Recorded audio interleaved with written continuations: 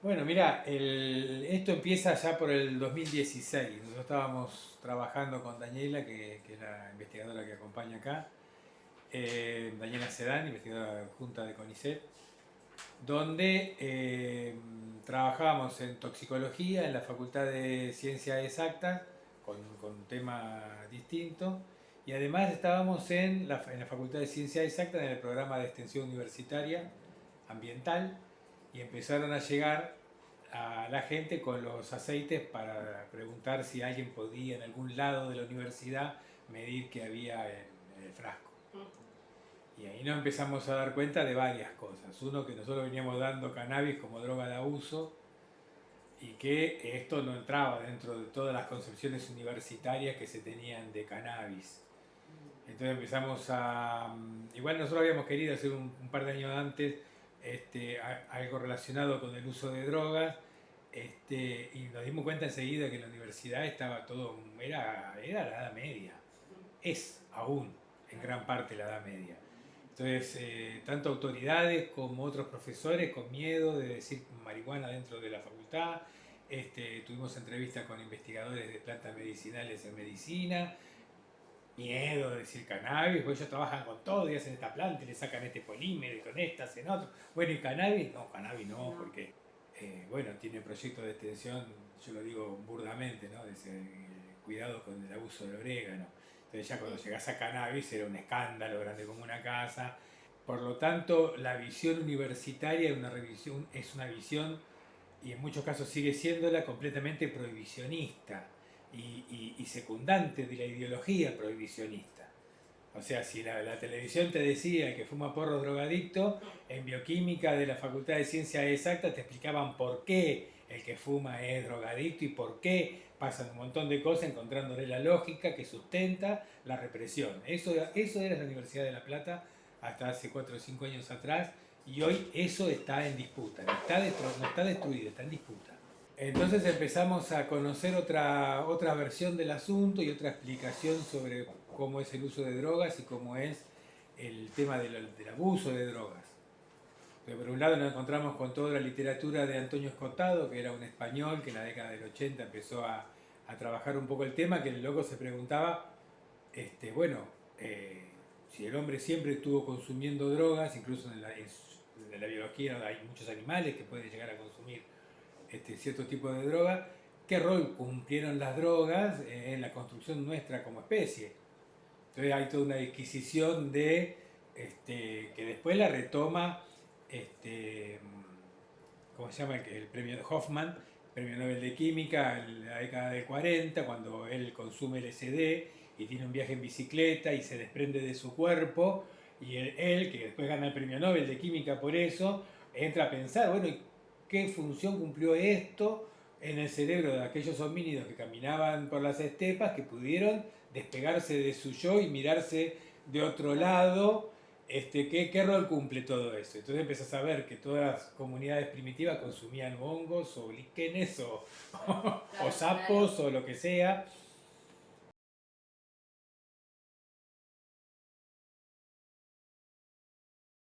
Ahí hay palabras que han puesto la policía y la guerra contra las drogas como estupefaciente. No significa nada. Para un bioquímico estupefaciente, para un médico estupefaciente no significa nada. Es una palabra que solamente tiene significado para la policía. ¿Se entiende? Y construimos conceptos al lado con palabras que no significan nada.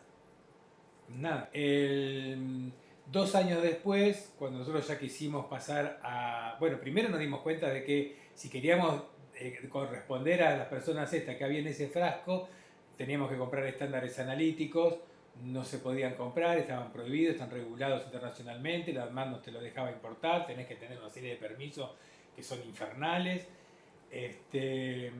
O sea que técnicamente ni siquiera podíamos medir los cannabinoides. Así que empezamos a trabajar con organizaciones que fueron los primeros que pusieron una vaquita dólar por dólar arriba de la mesa. Un compañero, un investigador acá de la Facultad de Medicina se fue a Chile. En Chile conseguimos los estándares, los trajimos ilegalmente y empezamos a hacer determinaciones de cannabinoides. ¿Sí? Sí. Este, y al poco tiempo, un día de lluvia terrible, un 30 de agosto me parece que fue, una cosa así, del 18, pusimos las primeras 3 plantas acá porque tampoco teníamos forma de tener cannabinoides, nosotros no podíamos, Claro. o sea, ¿qué vamos a investigar si no podemos? Lo cual para nosotros era muy lógico, nosotros trabajábamos antes con toxinas del río de la Plata que producen bacterias. Listo, cultivábamos las bacterias, purificábamos las toxinas y hacíamos experimentos con las toxinas. Bueno, si quería hacer eso con cannabis, en ese momento estaba como complicado. Y aparte la Cuando, planta en sí adentro cuando de la el facultad. decano de la facultad, que es el mismo decano que está ahora, se enteró que nosotros teníamos las plantas puestas, lo primero que hizo fue venir con el abogado de la universidad a exigirnos que saquemos la planta. Eso fue la primera reacción, ¿no? El primer proyecto de extensión lo tuvieron que aprobar porque lo presentamos con algo así como 1200 firmas de respaldo, cosa que un proyecto que se presente con... Pero después no nos aceptaron la renovación. Tauber no dio lugar a esta persecución, no, o sea, hubo un corte ahí de ese lado y es por eso que nosotros estamos vivos. Pero por eso digo, el prohibicionismo y las ideas prohibicionistas son más complicadas que una concepción de derecha e izquierda. Claro. O una concepción soy peronista, no soy peronista. Incluso hoy muchos intendentes peronistas que se tiran a hacer cannabis no es porque son progresistas. Van a plantar cannabis en los humedales, van a romper selva marginal para poner humedales, o van a trabajar como hace de Morales, bueno, que es otro estilo, que estoy seguro que dentro de poco vamos a ver trabajo infantil y gente, Sí, ¿me entendés? O sea, trabajando con el tema del cannabis. Entonces, cuando vos ves el concepto del tema del cannabis, hay que tener muchísimo cuidado, porque no es que los que trabajan con cannabis son piola y los que no trabajan no son piola. Eso No. es una división que engaña muchísimo. Nosotros durante estos 2 años, del 2016 al 18 que pusimos, a mediados del 18, con 2 años y medio, algo así, trabajamos siempre mucho, yo siempre hice mucha extensión universitaria, desde que era alumno de los inicios, de los tiempos. Entonces siempre tuvimos una costumbre de conversar con la comunidad, con la sociedad, igual a igual, etc. Entonces, después de 2 años de haber hecho varias conversaciones, un congreso, hicimos un congreso extensionista, un congreso que lo apoyaron varias facultades, incluso la Cámara de Diputados de la Provincia de Buenos Aires, y compartimos el congreso con las organizaciones. O sea, teníamos Mamá Cultiva, vino varias veces acá, hicimos aceite. Entonces, en un momento planteamos que queríamos poner un cultivo y le preguntamos a las organizaciones qué plantas de ellos pondrían en un cepario universitario para ser estudiada. Y en general, las organizaciones miraban todo esto con mucha desconfianza. Una vez dentro de la universidad se llena de loas y dice, no, la Universidad de La Plata, que es el número 47 de no sé dónde. Y la gente que está afuera, que mira la universidad como un elefante grande, mira con desconfianza, no te voy a dar la planta, me la vas a afanar. Claro. Y tienen razón, porque eso ha sido así y es así aún. Y hoy con la ley actual, donde todos los investigadores están desesperados por una planta, bueno, claro. Y por un dato y por una cosa, el robo académico está... No, nosotros tenemos acuerdos políticos con las organizaciones. Entonces, al final, para hacerle cuento corto, 3 agrupaciones, al final quedaron 2, trajeron sus plantas, Cultivo Familia La Plata y el Jardín de Unicornio de Capital Federal. Trajeron la CAT 1, CAT 2 y CAT 3, que le pusimos nosotros, cepas argentinas terapéuticas, pensando en que esto podía ser un banco de germoplasma nacional, de los cuales la gente podía hacer uso. Mamá Cultiva, por ejemplo, no trajo su planta, no quiso, no, un resquemor muy importante a la tarea universitaria. Y a partir de esas 3 plantas que trajeron ese día empezamos a trabajar con clones, haciendo esqueje. Así que no nos preocupamos de la semilla hasta hace muy poco, cuando el INASE dijo, si quieren inscribir la planta, mostrame la semilla. Bueno, vamos a mostrarte la semilla. No, la Municipalidad de La Plata aún hoy es una cosa muy anticannabis. No tiene recepción absoluta en el tema, no tiene capacidad de inserción, no. Pero sí tuvimos recepción, fuimos varias veces a Berizo, y lo que tenemos con mucho cariño, estamos colaborando con el General La Madrid.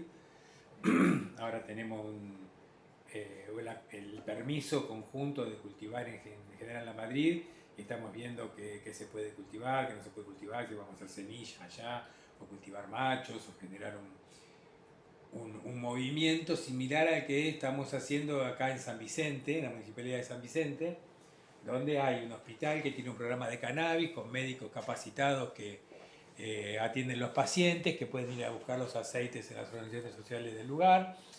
Y ahí además en el parque industrial hay una serie de containers, que es un convenio de CONICET con una empresa privada, en el cual estamos desarrollando containers para producir cannabis medicinal, y donde ahora estamos creciendo unas 15 variedades diferentes de cannabis, que algunas nos pertenecen a nosotros, otras son de otros, de Criacán y otros cultivadores, con ello lo que estamos haciendo es un proceso de ver cómo podemos hacer para identificar las variedades. Entonces, acá con cannabis es sativa, y después, bueno, es como el perro. Todos son perros y algunos son pequinés y otros son grandaneses. Con cannabis pasa lo mismo. Entonces, como todas las definiciones que hay, tanto de quimiotipo, de rudelari, son definiciones más de tipo coloquial y no que tenga que ver con la botánica específica de la planta, nosotros estamos generando marcadores moleculares que permiten tener la huella digital de cada variedad. Y además tener la visión de cuán variables son esas variedades, o sea, qué amplitud génica tiene cada variedad. ¿Qué significa? Que si una variedad tiene una amplitud génica muy grande, cuando vos tires las semillas regulares a la tierra, o a la maceta, o a la hidroponía, donde ustedes quieran, las plantas pueden salir altas, pueden salir bajas, van a tener la genética de la madre y del padre mezclada con la de los abuelos, y los genes van a ser distintos y los fenotipos van a ser muy distintos. Que es de lo que se queja mucho la gente. Compré semilla en Colombia y me dijeron que era CBD. Entonces, y si vos tenés una variedad que está bien cultivada, bien domesticada, digámoslo así, tiene que tener una variabilidad genética corta, de tal manera que cuando vos mezclas mamá y papá, las semillas sean todas muy parecidas y puedas tener un cultivo homogéneo. Bueno, eso es lo que estamos haciendo en San Vicente en este momento, digamos. Entonces, lo que pasa es que en agricultura, cuando vos buscas una planta para tu casa y querés que sea alta en THC porque la querés para recreativo, o para el dolor, o querés una planta alta, más alta en CBD, qué sé yo, te conseguís una semilla, creces la planta, haces el aceite, y bueno, eso es una cosa muy artesanal. Claro. ¿Me entendés? Cuando vos vas a un sistema de cultivo donde querés abastecer de aceites a la provincia de Buenos Aires, vos vas a necesitar que tu cultivo de hoy sea igual al tu cultivo de ayer. Porque acá hay dos maneras, dos grandes formas de ver el cannabis. O la ves como la ve la gran farmacia, donde va todo licuadora, purificamos los principios activos y te vendemos el polvito blanco, ¿no?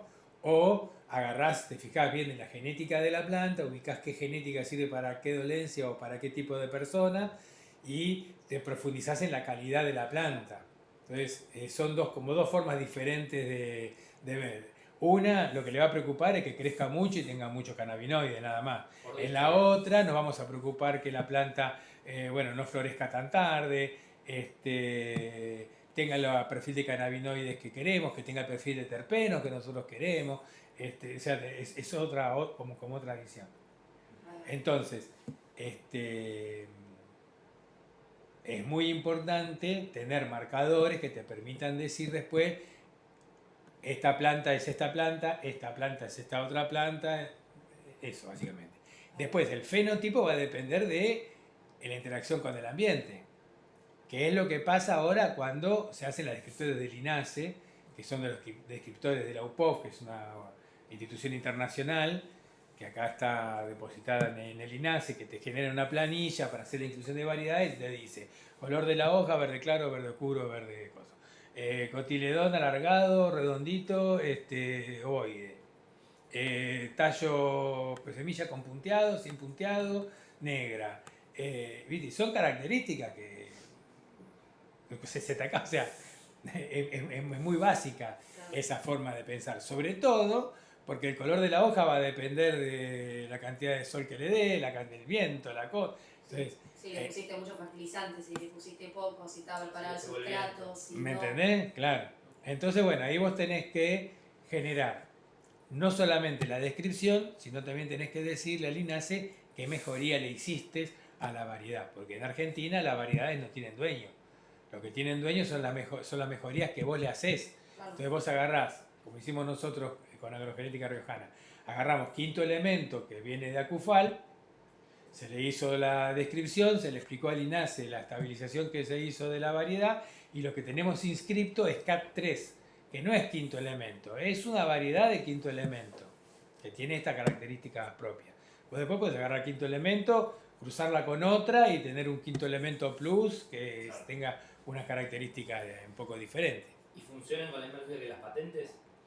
Funcionan más o menos como las patentes, pero acá lo que se denomina es derecho de obtentor. Vos inscribís una variedad y tenés la opción de poner derecho de obtentor. Entonces vos te inscribís como que hiciste la obtención de la variedad, y el que quiere usar tu semilla te tiene que pagar regalías. Nosotros la CAT3 la inscribimos sin derecho de obtentor. Mira, nosotros hacemos investigación. Esta propuesta que estás diciendo vos de que cómo vamos a abastecer a los hospitales de la provincia de Buenos Aires, hay una propuesta escrita que tiene la provincia de Buenos Aires en sus manos. Se fue conversada con el Ministerio de Asuntos Agrarios y con el Ministerio de Salud. Por alguna razón en la provincia de Buenos Aires no está moviendo el cannabis, pero la verdad que se le está acabando el gobierno y no están cumpliendo una con cannabis. Esa es la verdad. Y sí, porque tenían todas para empezar, después dijeron vamos a esperar la ley como viene, ahora la ley está, tampoco yo veo que se mueva demasiado. Nosotros no vamos a ir de vuelta a golpear la puerta o a ofrecer, pero nosotros la propuesta que tenemos para la provincia de Buenos Aires es una lógica de desarrollo local. Entonces nosotros pensábamos que si nosotros podemos regular y controlar cultivos municipales, donde los municipios pueden incorporar a los cultivadores locales, y de ahí parte de la producción se puede ir a cremas, a shampoos, a alimentos para animales, a todo lo que es la gama de productos de cannabis, y una parte se entrega al biológico como un aceite a granel de tal tipo, caracterizado, etcétera. Vos podrías tener varios polos de desarrollo canábico en la provincia de Buenos Aires, para abastecer el Tomás Perón de aceite a granel, controla, envasa y distribuye, y tenés un coso cerrado, y en vez de estar comprando CBD en el extranjero como estamos haciendo ahora para ponerle al Rapizalil, una pedorrada, tendrías una producción propia. Esto ya podría estar andando hace un tiempo en la provincia. Y aparte, porque a cada paso que vos vas, el primer paso que se rompió fue la corporación médica, lo entera, digamos, pero bueno, si Garrahan aceptó trabajar con CBD, ahí hay una discusión grande, o sea, ¿es un paso adelante o es un paso atrás lo de Garrahan? Y son las dos cosas. Porque por un lado es que la corporación médica importante de Garrahan acepta de alguna manera que algo del cannabis puede ser positivo, y por el otro lado lo que te están diciendo, que es el nuevo kit, es CBD es bueno, el THC es malo, que es el nuevo prohibicionismo y la nueva vuelta así de tontera que tiene esta ley, que empieza a romper con que si la planta tiene más de 3% o 2%, no sé cuánto de THC, tiene que ir con doble receta. Pero si la gente vive fumándose unos caños grandes como una casa, no tenés los hospitales llenos de nada, no tenés gente con hongo en los pulmones, no tenés delirantes esquizofrénicos dando vueltas por Uruguay ahora que se liberó. O sea, paremos con esta paranoia, cortémosla, pero eso es cortar con el curro. ¿Entendés? Porque si nosotros podemos liberar la planta, la LEF no podía con 67 lucas un cosito de aceite. Y entonces ahora el EA viene y le hace dumping, entonces pone un aceite a 3.000, 4.000 pesos, cuestión de marcarle el negocio a LEF y marcarle el negocio a las organizaciones sociales. Lo que hace el EA es perverso, porque también le quita el negocio, entre comillas, a las ONG que de alguna manera tienen que cobrar algo para poder hacer la producción. ¿Cuánto cuesta producir el cannabis de calidad? No es barato. No, para nada. Entonces, si vos como empresa privada le ofreces a la normalidad de las personas un aceite subvencionado con dumping en la farmacia, le estás quitando no solamente el negocio a tu competidor legal, sino que estás poniéndole un palo al desarrollo social del tema del cannabis. Sí. Bueno, ahí el Estado no se mete, son amiguitos todos por arriba, el ministro puede decir cualquier cosa, pero la verdad que esta es la vergüenza más grande que hay en Argentina, porque si vos dejás que las cosas ocurran, siempre van a ocurrir para el mismo lado, porque la cancha está así, siempre está así la cancha. A ver, de vez en cuando te palmean la espalda. A nosotros nos llamaron para que estemos en el panel cuando el ministro de Ciencia y Técnica presentó los proyectos de investigación de Filmus. En el proyecto de Culfas no tuvimos nada que ver, más cuando lo miramos dijimos que no nos gustaba. Y la diputada, no voy a decir el nombre, pero la diputada, me encontré con una diputada una vuelta acá en la Facultad de Agronomía y me dice, ay, ¿qué te parece la ley Culfas que presentamos? Mire, diputada, no nos parece porque esto, lo otro. Se dio media vuelta y se fue. Mara Brauer. ¿Me entendés? O sea, porque incluso las personas que están pensando con alguna idea más innovadora, cuando le decís algo por el estilo, parece que lo estás puteando en lugar de decirle, mirá, es un proyecto que no es federal, van a comerse el negocio en capital federal, van a hacer una estructura que van a generar más burocracia, entonces los diputados dicen, no, bueno, porque el GIF internacional te obliga como país. Mentira, no te obliga a nada. Vos como país sos autónomo, podés decir lo que quieras. Podés incluso desligarte de las leyes internacionales de droga. ¿Me entendés? O sea, Colombia hoy es el primer exportador internacional de drogas y vos no vas a poder. O sea, la cosa que hoy se deben estar sacando los pelos a ver quién es el director del Aricame. Entonces, se deben estar sacando los ojos para ver quién es el director del Aricame y el representante de cada una de las provincias y el representante de las cooperativas, el representante de el representante de lo otro. O estás pensando en grupos de producción local en cada uno de los lugares, que eso ya sería otra cosa. No, ellos están pensando en soja. Están pensando en commodity. Con el modelo jujeño. Bueno, el modelo jujeño, un commodity completo. Con un dueño, una empresa. Un dueño, una empresa y sí, en eso yo creo que están pensando. Las organizaciones sociales lograron que, y acá sí vamos a ser justos también, la verdad que la que saca la cara por todos es la ministra de Salud, ¿cómo se llama? Bisotti. Esta doctora, la verdad que ha puesto lo que había que poner un poco de razón en todo el asunto, ¿no? Está Morante de director del Programa Nacional de Cannabis y ellos sacaron en principio el ReproCam para personas y después lo ampliaron al programa para organizaciones sociales. Eso que es una medida que muchos critican, que los médicos a veces dicen que no anda, que las mismas organizaciones sociales a veces se quejan de más porque no funciona correctamente, qué sé yo, es lo más fantástico que ha pasado, yo creo que incluso en Latinoamérica. Porque estas personas, con ese modo de producción, 9 plantas florando por persona, una ONG que como la gente de Rosario tenga 100, es una cantidad de plantas enorme, nadie regula ahí cuánto CBD o cuánto THC. Entonces ahí yo creo que hay una apuesta interesante desde la sociedad que le pone límite a estos conceptos que estamos viviendo. Pero bueno, viene Lea y te pone el aceite a 4.000 pesos. Entonces, si vos sos una viejita que le duelen las articulaciones, ¿qué vas a andar? Peleándote o yendo a reuniones de cultivadores, etcétera, pagando a uno para que te venga un peli largo y que te dé un aceite, o vas a la farmacia y compras por 4 lucas. Incluso los médicos que quieren acercarse al tema tienen la cabeza también preformada a hacer las preguntas que le enseñaron a la facultad durante tanto tiempo, donde nunca hablaron de cannabis, salvo en toxicología. Entonces no saben los médicos cómo funciona el sistema nervioso, no saben cómo funciona el sistema inmune, no saben cómo funciona el páncreas, no saben cómo funciona el sistema digestivo, el cannabis, no saben. Los médicos no saben. Entonces hacen preguntas estúpidas como, ay, pero decime qué dosis. ¿Viste? Y en el mundo no se sabe de dosis todavía. Sí hay algunas precisiones, pero no es que esto sea un medicamento tradicional que se pueda adaptar como si fuera ibuprofeno. Cannabis es otra cosa. Cannabis depende de cómo vos tengas tu sistema endocannabinoide, depende de cuál es tu estado actual, si estás nervioso, si no estás nervioso. La gente que estamos en contacto con el cannabis, eso lo tenemos más bueno, fue el experimento que hizo Meyulán con sus amigos cuando les hizo la torta sin avisarles. ¿No? Él consigue una cosa, la mujer hace una torta, invita a su laboratorio a la casa y sin decirles nada a nadie le da de comer una torta con cannabis. Y él anota, ¿no? El ahora viejo, en ese momento joven, anota. a este le agarró ataque de pánico, el otro le dio por hablar, el otro se reía sin razón, el otro... Bueno, eso es cannabis. Entonces, bueno, eso es cannabis lúdico.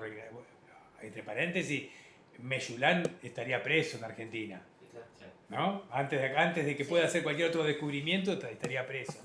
Saltó todas las normas éticas de la medicina, de la prohibición, etc. Entonces pasan cosas como pasa en la Universidad de La Plata, donde con el afán de querer hacer un curso de cannabis, qué sé yo, Saúl Flores, que es un médico acá de Coso, que fue ministro de Salud de Jujuy en el gobierno anterior, viene acá y hace un curso de prescripción médica, ¿viste? Entonces los médicos preguntan, bueno, ¿cómo se prescribe cannabis? Pero primero estudiar cannabis. Claro. Primero aprende cómo funciona cannabis. No intentes que cannabis, no intentes domesticar. Cuando vos termines de domesticar a cannabis y que sea igual que una benzodiazepina, ya no es cannabis. Claro. Sí, total. Entonces, la pelea entre prohibicionismo y no prohibicionismo está hoy más caliente que nunca. Más caliente que nunca. Pasan varias cosas. No voy a decir un país normal porque es una frase que me molesta profundamente, pero si acá no existiría la persecución, la gente no tendría que anotarse al ReproCam para protegerse por tener un cultivo recreativo. Exacto. ¿Entendés? Entonces, el ReproCam, pensado para que los pacientes se anoten y referencien a un cultivador y a un médico que haga la compañía, es un sistema muy bien pensado, pero que en estas condiciones es distorsionado. Vos, por ejemplo, no podés hacer una estadística real de cuánta gente usa cannabis por dolor, porque hay un montón de gente que está ahí sin dolor. Claro. Porque lo que quiere es protección. Entonces, eso por un lado. Por el otro lado, cuando el Ministerio de Salud, donde yo digo que Bisotti sacó la cara por todo el gobierno, y no quiere decir que todo el Ministerio de Salud esté de acuerdo, porque el Ministerio de Salud está infiltrado por las grandes compañías, que trabajan fundamentalmente dentro de la ADMAT, pero también dentro de la Secretaría de Gobierno. Entonces, el director de la ADMAT hoy, Limere, que tiene que regular la segunda categoría y que va a ser una porquería lo que saque la ADMAT ahora como segunda categoría de cannabis, empiezan a poner los palos en la rueda. Entonces, en lugar de, digo yo, no sé si exactamente pasa esto, pero uno lo que se puede imaginar es que si te tienen que poner a 20 personas para que hagan la inscripción, te ponen a 2. Y listo, satura el sistema y todo el mundo putea, el sistema se cae. El cuello de botella, generas problemas, malestar, la gente se queja, viste, esto es una porquería, entonces internamente hay que pelearla. Antes, si vos tenías plantas en tu casa y te caía la policía, podías decir que era de uso propio, ¿me entendés? Etcétera, etcétera. Hoy que está todo tan reglamentado, si no tenés ReproCam y tenés cannabis, vas preso mal. Porque incluso está tan regulado ya eso, que todos los grises que de los abogados se podían agarrar para que vos no vayas preso, ahora vas preso. Porque, ¿me entendés? Te agarran con 6 plantas en tu casa, en flor, y no tenés ReproCam. Ah, no, lo uso para los dolores. ¿Y por qué no tenés ReproCam? Y no, porque... No. ¿Entendés? Entonces, a veces las cosas... Incluso eso pasó con la ley de cannabis 27, la 27350, que dicen que es la ley de Coso, y la diputada Galear siempre sale orgullosa a defender la ley. Ya se podía investigar antes, porque la misma ley de drogas, el inciso 3, tanto cuando habla de cannabis, cuando habla de plantas, cannabis, coca y opio, como cuando habla de sustancias, de cannabinoides, cocaína y opioides, dicen que no se puede cultivar, no se puede hacer nada, salvo para investigación. Salvo para investigación. Entonces empezamos a inventar leyes y a inventar cosas para un usufructo político inmediato, haciendo demagogia.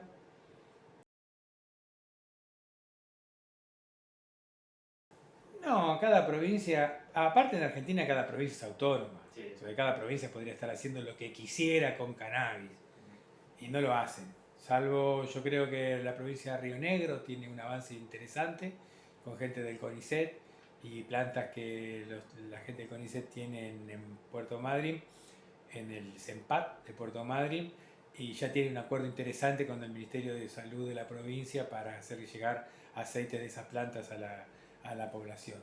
El resto, que sean empresas del Estado no las hace menos empresas.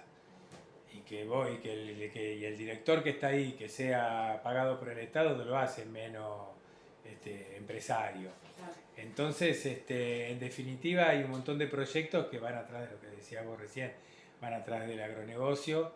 No importa tres carajos si sirve para algo, si no sirve.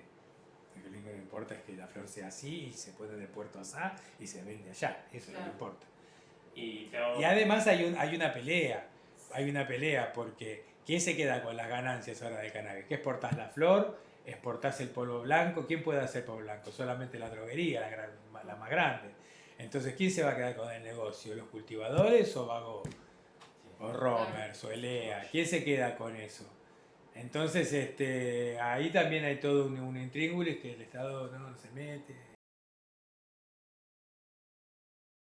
Ahí te hago la clara, yo soy doctor en ciencia biomédica, no soy médico. Sí. Así que, con todo el respeto. Nosotros tenemos un sistema que es el sistema endocannabinoide, ¿no?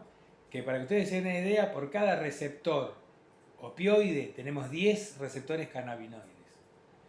Pero además, los cannabinoides impactan sobre otros receptores que no se conocían hasta ahora como cannabinoides. Receptor de histamina, serotonina, canales, receptores nucleares, metabolismo general, en todo. O sea, por lo tanto, lo que todavía no se conoce es qué efecto tiene en la salud de las personas los desequilibrios en el sistema endocannabinoide, que es la primera pregunta que uno tiene que hacerse. O sea, si vos con los cannabis vas a solucionar algo, ¿qué es lo que anda mal? Claro. ¿Sí? ¿Qué es lo que le está pasando? ¿Qué desequilibrio interno? Entonces, cuando uno se pone a pensar qué función tiene el sistema endocannabinoide, uno podría decir que en general es un sistema homeostático que ayuda al organismo a mantener el equilibrio que nos permite la vida. Un equilibrio que en biología nunca es exacto, siempre son equilibrios, ¿no? Pero bueno, en ese desequilibrio que es la salud en la enfermedad, por ejemplo, bueno, ¿qué rol cumple el sistema endocannabinoide? Eso dicho en general, pero bueno, ¿qué rol cumple en la mantención de los niveles de glucosa? ¿Qué nivel cumple en que seas capaz de recibir todo el influjo de información que hay por el estilo y procesarlo sin volverte loco? O sea, en cada uno de los parámetros, ¿qué problema tenés? Entonces, lo que sí se sabe ahora es que en diversas enfermedades hay un desarreglo del sistema endocannabinoide, o faltan transportadores, o no están las enzimas que sintetizan los endocannabinoides, etc. Eso pasa, porque ¿esa es la base de la enfermedad o es causa de la enfermedad? No sabemos tampoco eso bien. Entonces ahí hay un montón de preguntas que hace difícil la respuesta a esto. Por eso es tan artesanal. Por eso todavía los médicos que aprenden a usar cannabis lo que están haciendo es haciendo lo que hacían las viejas gordas y sin dientes. Agarrá un poquito de cannabis, hacete probá y fíjate cómo te va, y si no cambiá y fíjate, aumentá la dosis de a poco, etcétera, etcétera. Pero a ver, en general, cannabis anda. Para algunas epilepsias es mágica. Otras parece que no, pero donde anda es como una cosa mágica. Entonces, y en eso es como más evidente porque es justo donde rompe, ¿no? Porque el ibuprofeno también es bueno para sacarte el dolor. Más, yo prefiero el ibuprofeno. Si me duele la cabeza, no me fumo un cigarro, me tomo un ibuprofeno. ¿Se entiende? Pero hay ciertos dolores neuropáticos que tienen que ver con ciertas rutas de conducción donde el cannabis, sobre todo en los crónicos, la miaquia, andan también muy bien. Y a eso le podemos sumar lo que ustedes quieran después encima, porque eso depende. Las fibromialgias, problemas dermatológicos, glaucoma, bruxismo, ansiedad. Bueno, algunos las cannabis le produce ansiedad, otros lo relaja, el sueño, el mal dormir, etc. Y yo creo que la mayor parte de la población, un número enorme de gente, lo usa como usa el vino, como usa la cerveza, como usa whisky. Claro. ¿No? Llegás a tu casa y voy a fumar un cigarro, voy a dormir, hora de ver tele. Así que bueno, eso tienen que los médicos que de una vez por todas sacarse el prohibicionismo de encima y entrar a estudiar cannabis un poco más seriamente. Lo que dice Marcelo Morante, que yo lo tomo, es que no está del todo bien que haya médicos canábicos. Lo que tiene que haber es médicos que sepan usar cannabis donde va, cuando va y en la proporción que va. Porque tampoco vamos a pensar que con cannabis vamos a solucionar absolutamente todo. ¿Me entendés? Sí. O sea, bueno. Sí, tiene algún manejo Tenés profesional. un cáncer avanzado de hueso, el cannabis te va a ayudar con el dolor, te va a ayudar con la disminución de opioides, te va a ayudar con la comida, te va a ayudar con la comunicación con tu familia, pero de ninguna manera te va a curar el cáncer de hueso. Eso no va a pasar. Si decimos cualquier cosa, Salvo que aprendamos qué tecla tocar, cuándo y cómo, para que cannabis sí sea. Claro. Entonces hay que agarrar esa casística que te dice, no, yo tomaba y se me curó, ¿qué pasó ahí?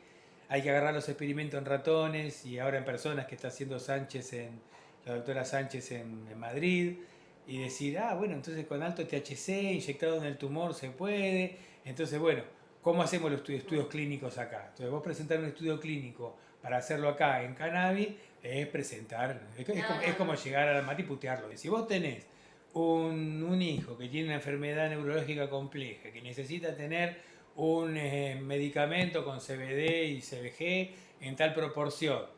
Bueno, está bien, ese es farmacia, anda a la farmacia que te digan exactamente, qué sé yo. Pero si vos tenés ansiedad y tenés una planta en tu casa o el vecino te da, ¿qué cosa le vas a exigir a esa planta? Si vos la estás tomando por ansiedad, si vos te lo estás poniendo como un ungüento, Claro. si vos lo estás consumiendo para algo que lo controlás como un dolor, ¿qué tanta historia? ¿Qué me vas a decir? Cuando me pongo aloe vera, cuando me pique una abeja también, me va a decir todas esas cosas.